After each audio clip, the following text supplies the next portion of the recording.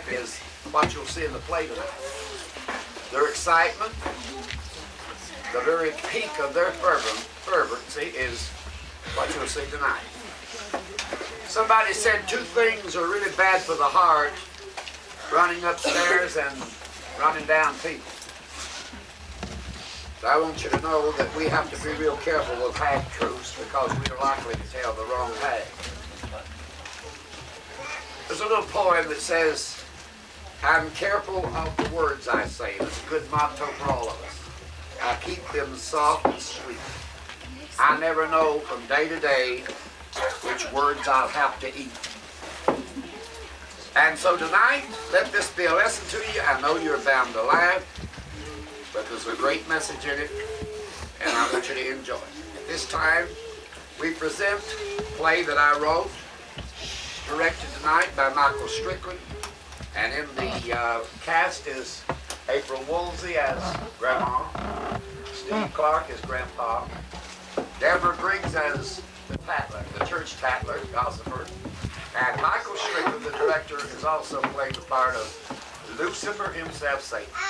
And at this time we present Ron Devil Ron. Let's give him a big hand.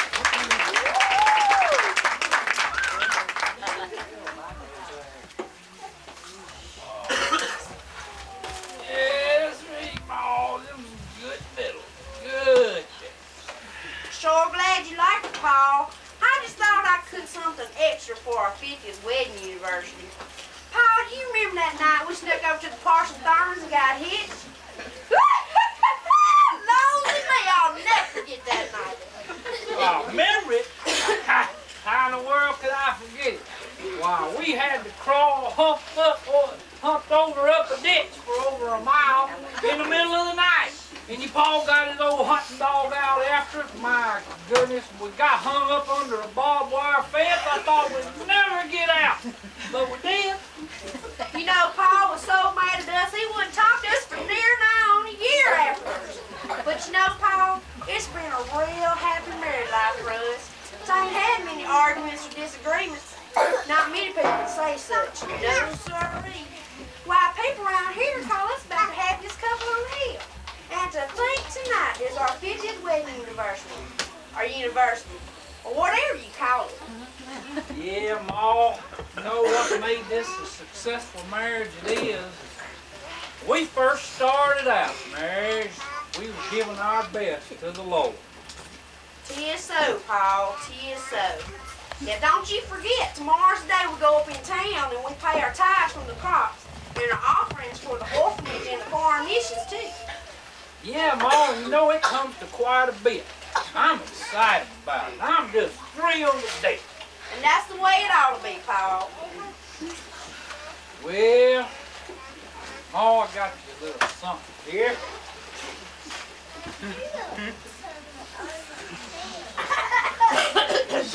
Ain't much. Just a little something to let you know I didn't forget.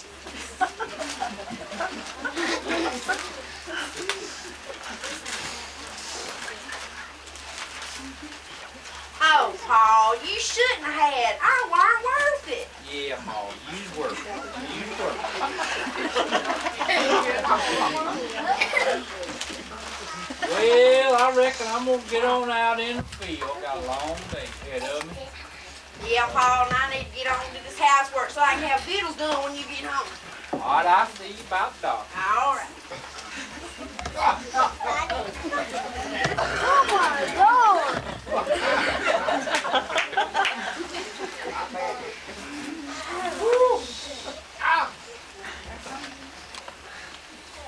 Oh, why, Mr. Devil! You look so glum! So downhearted this morning! What's wrong? It's that old sanctified couple that lives up on the hill. You know them. What's their names? Oh, you mean Grandma and Grandpa? Yes. Why, sure, they're bound to get you down. But what is it this time, my friend? Well, as you know, it is my business to stir up trouble. And I've always prided myself with doing just about what I set out to do. But this is one case I can't do with. Why, it's no wonder, Mr. Devil. Everybody in these parts knows that Grandma and Grandpa are the happiest couple that ever lived. Why, there ain't no finer Christians. Why, the church couldn't hardly get by without them. You ought to know that. I do know that. And that's why I'd give anything if I could just see them separated. Why, I'd feel I'd done my duty if I could just call Grandma and Grandpa leave each other. Well, why tell me? Because, Sister Tattler, everybody knows that if anybody could separate them, it would be you. I might not be able to, but we all know that you have unlimited talent in that line. I beg you to help out. You know, you and I are not alike. We both like to cause trouble. Nothing thrills us more. Won't you help me separate Grandma and Grandpa, oh, please? Oh, the nerve! You insulting old devil! How dare you insinuate I have more power than you!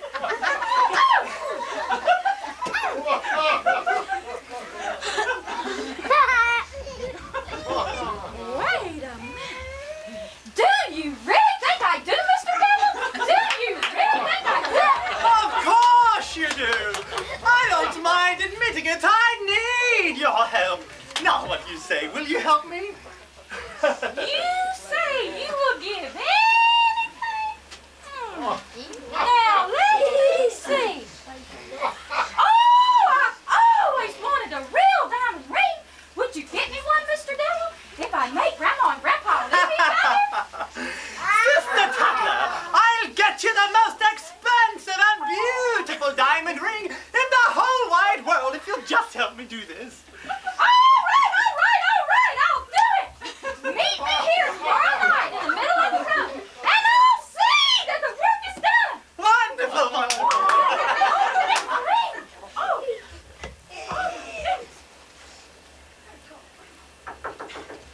Now, who could that be?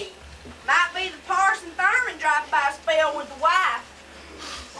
Oh, it's you, Sister Tattler. Come on in. Ain't seen you in quite a while around here. No, well, Grandma, it isn't because I think you and I don't have anything in common.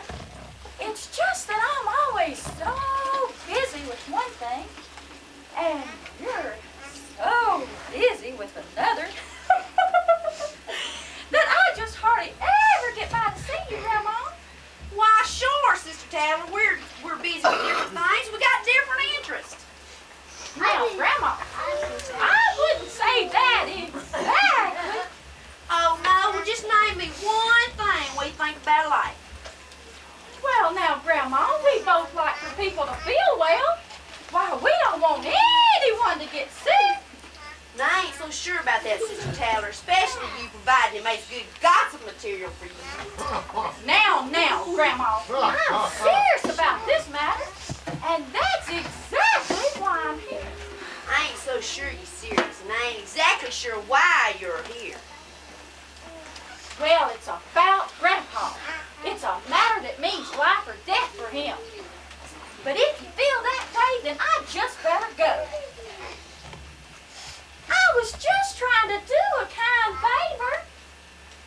You know, Grandma, I do like to talk, and even exaggerate just a wee bit. But when it comes to you, Grandma, why, I never talk about y'all. Why, everybody knows you and Grandpa are good people. Why, they'd not listen if I talked about you. Now, wait a minute. You say it's bad as hell, a matter of life or death? Well, I guess I can listen to you whether I want to believe it or not. That's better. Well, Grandma, you know that great big old wart that's been on Grandpa's nose for so long? Why, sure, that wart's been on Paul's nose for life. What's that got to do with it? Well, I overheard old Doc Brown say just a few hours ago that if Grandpa didn't get that wart off his face, it was going to turn into a cancer and he'd die.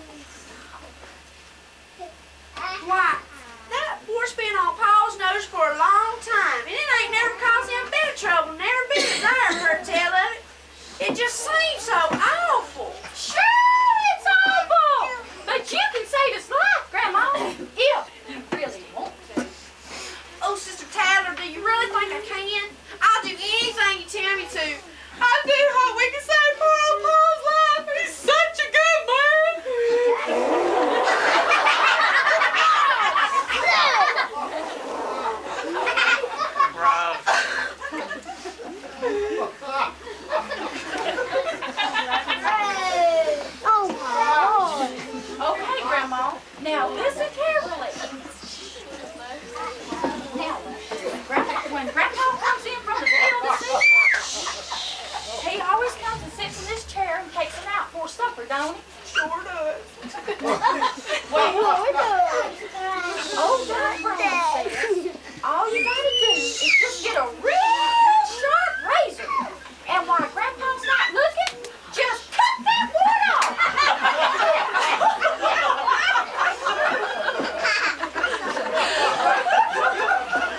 Now, why you want me to sneak up on Paul? And why did Doc Brown come tell me and Paul about this himself?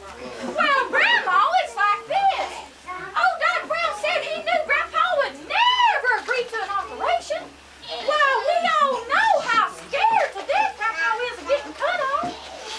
Why, he said 1,000 times. I'll never let nobody cut on me.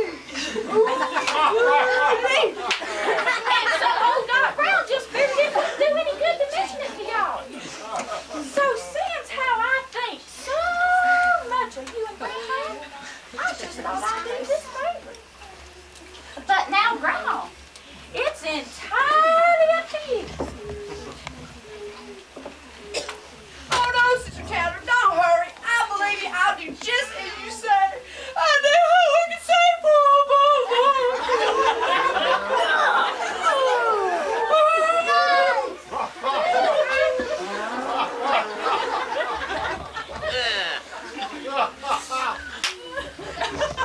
Oh, Grandpa, how are you feeling today? You look wonderful. Why, I've never seen you look any better in all your life. Well, thank you, ma'am. You know, I was feeling kind of bad when I come out of the field, but I feel pretty good now. Thank you.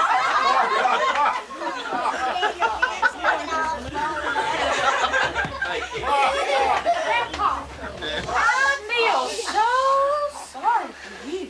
Why, say, Do you know what I know for a definite fact? why, no, ma'am. What's that?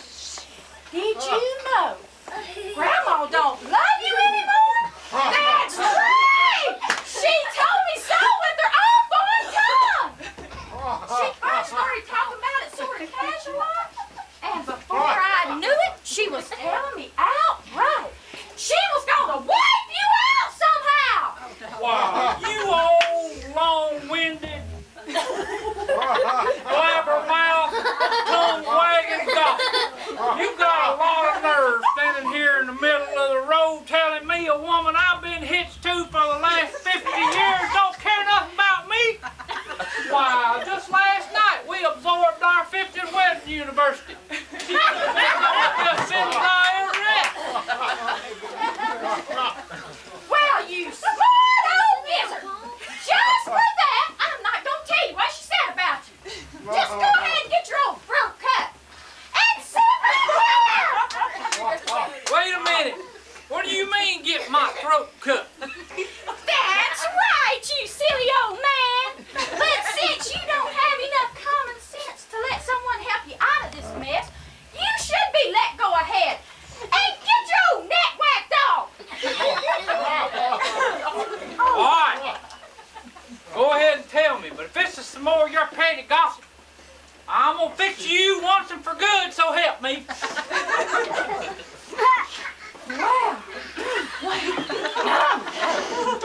Well, I was just over there, and we got to talking about the long 50 years y'all been married, and the fact that she still don't have a thing to show for it. Oh, except that recent insurance policy she took out on you. She said she'd been feeling this way for some time. Ooh. And she said she was going to enjoy the last few years she had on this earth. And so she told me that tonight, when you come in from the field and sit down and go to sleep in that chair you used to take a nap in before supper, that she was going to sneak up on you and cut your throat with a straight razor! Wow! Goodbye, blind old man! Good luck, because you're going to need it.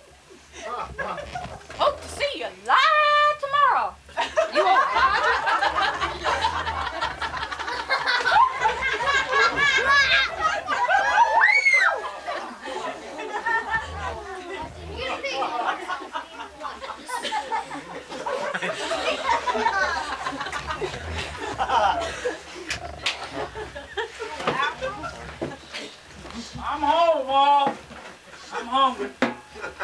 and I'm sleeping.